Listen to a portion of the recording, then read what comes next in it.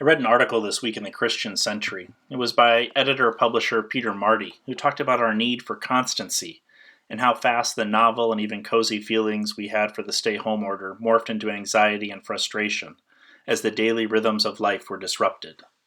Later in his article, Peter Marty speaks about the strangeness of Sunday mornings.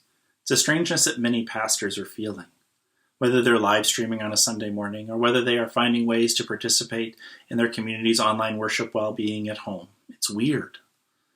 It's a strange sort of recalibration that leads people to a desire to go back to what was normal.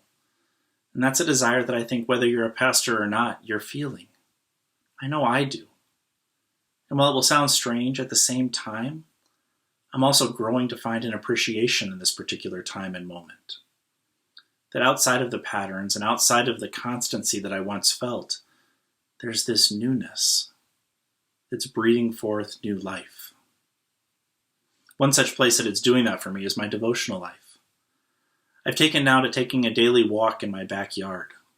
It's not a particularly large place, but when I get outside, I look around and I go to where my eyes are drawn. I stay there for a moment, watching, listening. Then I do a 360-degree turn and go to where my eyes are drawn next. I follow the pattern 3 times before I end up back at my back door, say a prayer, and come in. While it's early in my experience of this, I find the experience to be very grounding. And so I thought perhaps today we might take the walk together. So let's go into my backyard and let's listen and see what God may have in store for us.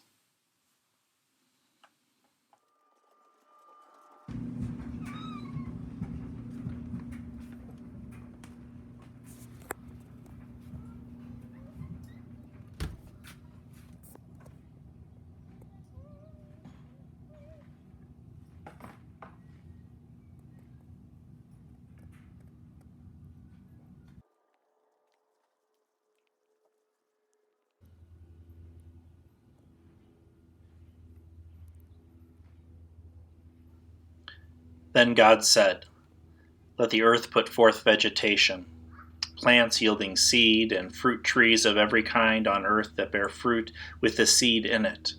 And it was so. The earth brought forth vegetation, plants yielding seed of every kind, and trees of every kind bearing fruit with the seed in it. And God saw that it was good.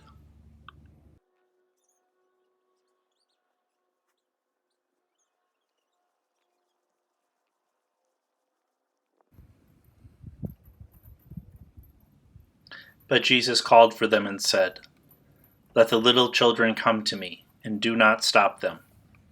For it is to such as these that the kingdom of God belongs. Truly I tell you, whoever does not receive the kingdom of God as a little child will never enter it."